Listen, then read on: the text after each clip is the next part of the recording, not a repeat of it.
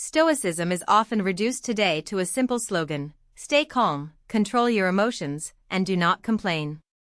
But the original philosophy was far deeper than that.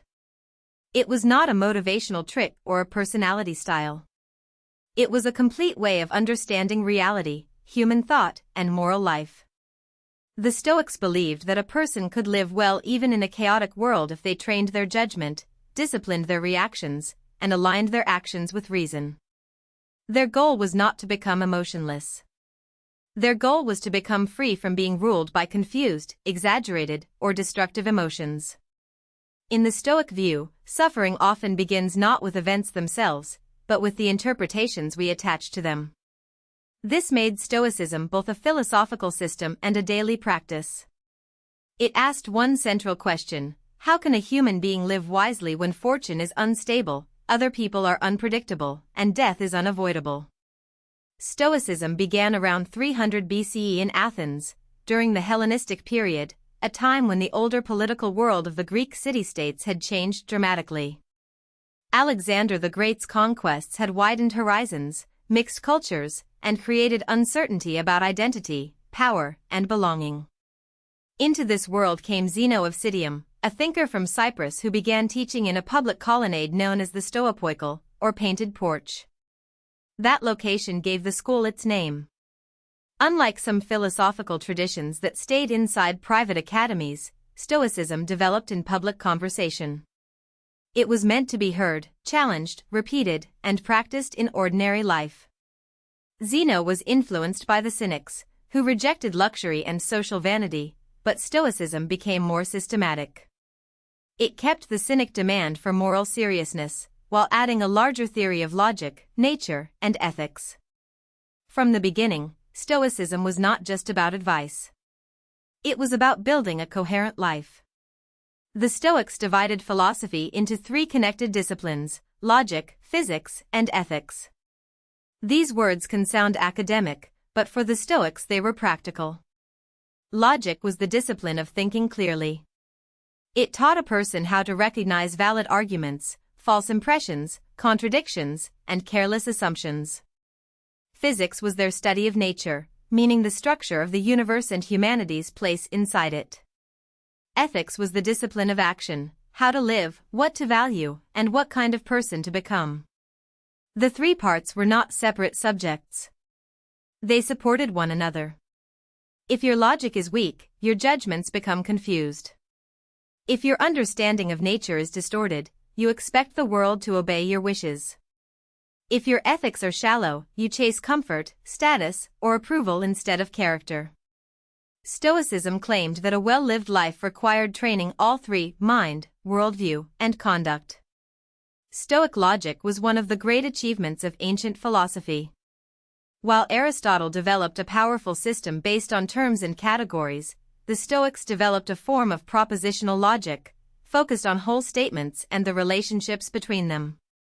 Chrysippus, the third head of the Stoic school, was especially important in shaping this system. He analyzed propositions such as if this, then that, either this or that, not both, and other forms of reasoning that resemble later developments in formal logic. But Stoic logic was not merely technical. It mattered because human beings live through judgments.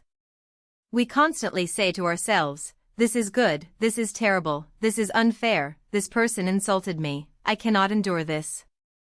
For the Stoics, the inner dialogue of the mind had to be examined. If the argument inside the mind is false, the emotional reaction that follows may also be misguided. Clear thinking was therefore a moral responsibility. The Stoic view of nature centered on the idea of logos, a rational order running through the universe. They believed reality was not random chaos, but an interconnected whole governed by reason. This does not mean the Stoics thought every event would feel fair or pleasant to individuals. Rather, they believed human beings should understand themselves as parts of a larger natural order. To live well was to live in accordance with nature. That phrase can be misunderstood. It did not mean simply following every impulse, because anger, greed, fear, and vanity can also feel natural in the moment. For the Stoics, human nature is rational and social. We are at our best when we use reason, cooperate with others, accept what is outside our control, and act according to virtue.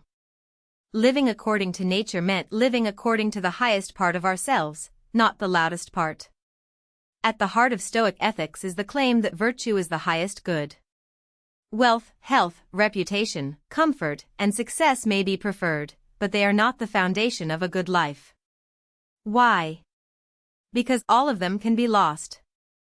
A person can be wealthy and corrupt, healthy and cruel, famous and miserable. Virtue, by contrast, refers to excellence of character, wisdom, justice, courage, and self-control.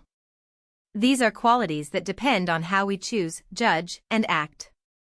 Stoicism therefore shifts attention away from external outcomes and toward the condition of the soul, or character. This is a radical move. It means that the central question is not, did I get what I wanted? The central question is, did I act well with what was given to me?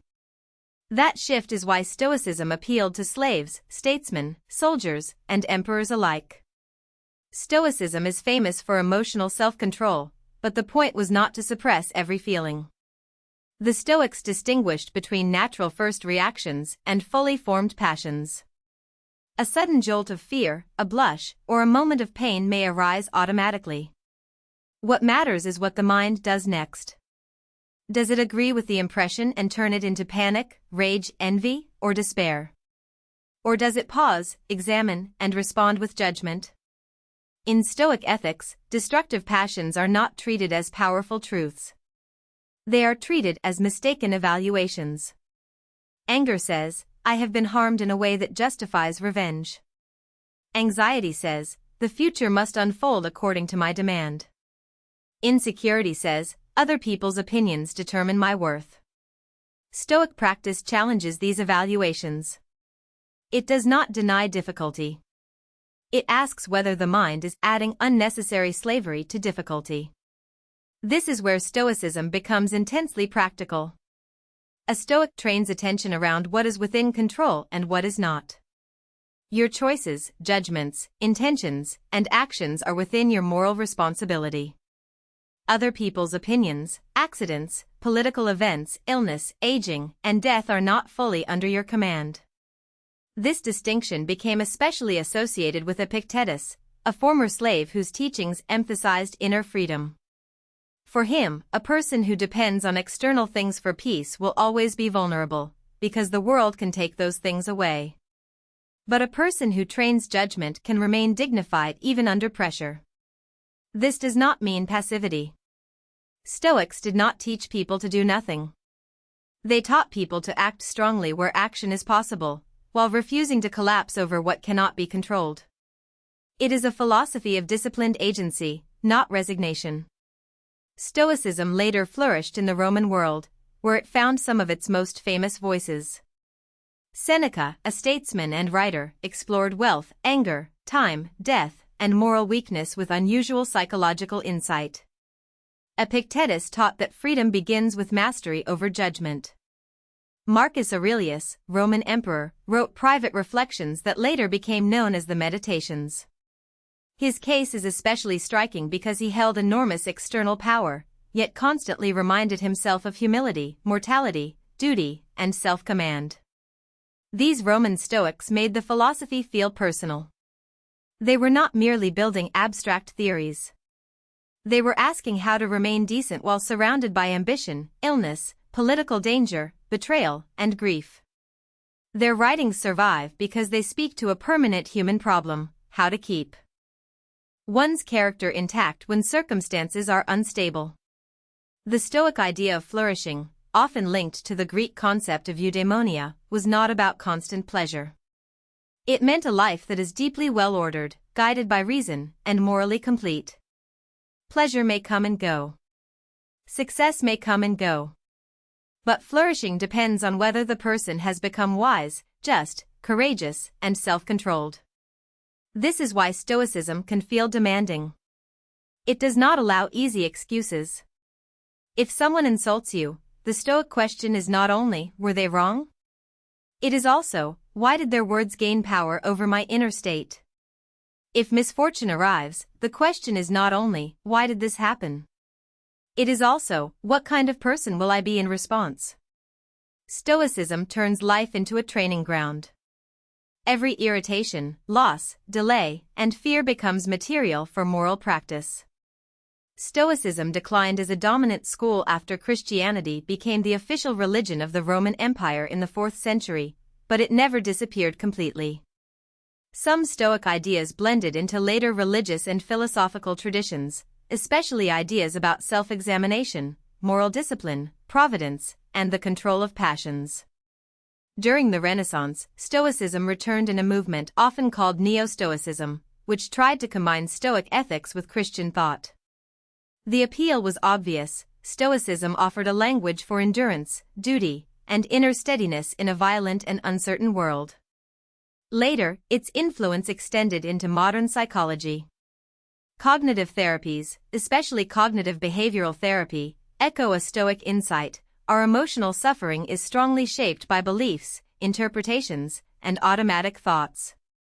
Change the judgment, and the emotional experience can change with it. Ancient philosophy became, indirectly, a tool of modern mental health. The lasting power of Stoicism comes from its realism. It does not promise that life will become easy. It does not pretend that good people will always be rewarded, that plans will always work, or that suffering can be avoided. Instead, it offers a different kind of hope, the possibility of becoming steady, rational, and morally strong even when the world is not. Stoicism asks us to stop measuring life only by comfort and outcome, and to begin measuring it by clarity, courage, justice, and self-command. That is why a philosophy born at a painted porch in ancient Athens still speaks to modern people facing stress, uncertainty, ambition, distraction, and fear. Its message is not that nothing matters. Its message is that what matters most is how we judge, how we act, and what kind of person we choose to become. If you found this helpful, please like this video and subscribe for more explainers.